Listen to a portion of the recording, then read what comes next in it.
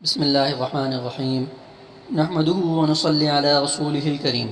حضرت امام ابو حنیفہ رحمہ اللہ ایک بزنس مین تھے، کپڑے کا بزنس کرتے تھے اور ساتھ ہی ساتھ پڑھنے لکھنے کو اپنا اوڑھنا بچھونا بنایا ہوا تھا۔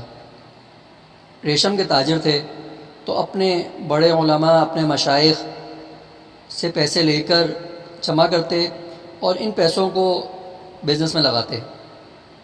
پھر جب ان سے نفع ہوتا تو انہی بڑے علماء کو، اپنے مشائخ کی ضروریات کو ان پیسوں سے پورا کرتے تھے۔ راشن، کپڑے اور روزمرہ کی ضروریات سے جو پیسے بچ جاتے تو ان سب کو یکمشتی دے دیتے تھے۔ ساتھ میں یہ بھی کہتے کہ یہ رقم اپنی ضروریات میں خرچ کر لیں، میرا شکریہ ادا نہ کریے گا، اللہ تعالیٰ کا شکریہ ادا کیے گا، یہ تو آپ ہی کے پیسے تھے اور آپ ہی کے مال کا نفع ہے، اللہ تعالیٰ نے تو مجھے بس ایک ذریعہ بنایا کہ اس نفع کو آپ تک پہنچا دوں۔ کچھ لوگوں کے مال میں اللہ تعالیٰ کتنی برکت ڈالتے ہیں۔ یہ دیکھیں کہ آپ کے شاگرد حضرت امام ابو یوسف رحمہ اللہ، وہ سبق میں بڑی پابندی سے حاضر ہوتے تھے۔ ایک روز حضرت امام ابو یوسف رحمہ اللہ کے والد بھی سبق میں آئے اور واپسی پر اپنے بیٹے کو کہنے لگے کہ بیٹا، تم حضرت امام ابو حنیفہ رحمہ اللہ کے ساتھ نہیں چل سکتے، ان کی جیبیں بھری ہوئی ہیں جبکہ تمہاری تو روزی بھی نہیں لگی ہوئی۔ اگلے روز حضرت امام ابو یوسف رحمہ اللہ نے اپنے روزگار کو تلاش کرنے میں تھوڑا وقت زیادہ لگا دیا اور سبق میں آنے میں تاخیر ہو گئی۔ جب سبق میں آئے تو حضرت امام ابو حنیفہ رحمہ اللہ نے دیکھا اور پوچھا کہ کیا ماجرا ہے، آج دیر کیوں ہو گئی؟ تو انہوں نے عرض کیا، روزگار کی تلاش میں اور اپنے والد کی اطاعت نے مجھے لیٹ کر دیا۔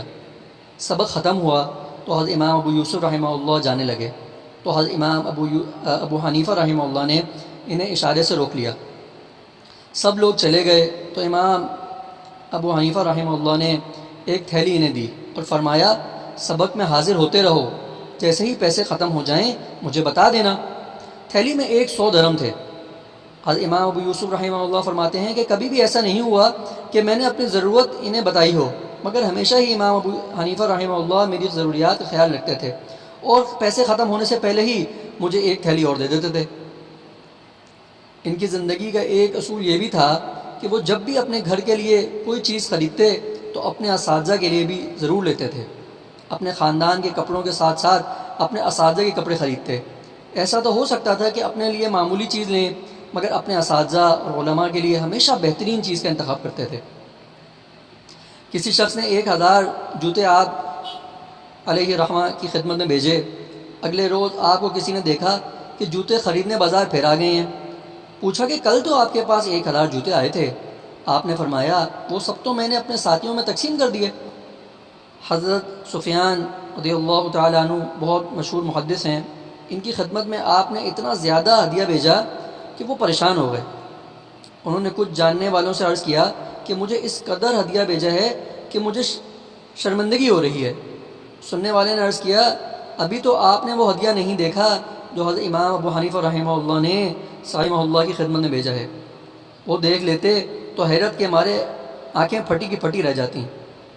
آپ کے صاحبزادے حماد نے جب سورہ فاتحہ پڑھنا سیکھ لی تو آپ رحمہ اللہ نے ان کے استاد کو 500 درہم کا ہدیہ بھیجا۔ حفص بن عبد الرحمن آپ کے پارٹنر تھے۔ ایک بار کوئی خراب کپڑا تھا تو آپ نے ان کو خبردار کیا کہ عیب بتائے بغیر بیچنا نہیں، مگر انہیں جو ہے وہ یاد نہ رہا اور آپ نے ساری قیمت ہی صدقہ کر دی۔ ایک عورت ان کے پاس کپڑا لے کر آئی اور کہا کہ اسے بکوا دیں۔ آپ رحمہ اللہ نے قیمت پوچھی اور اس نے کہا کہ 100 درہم۔ آپ نے کہا قیمت بڑھاؤ۔ وہ اسی طرح قیمت بڑھاتی رہی۔ آپ نے وہ کپڑا 500 درہم میں خریدا۔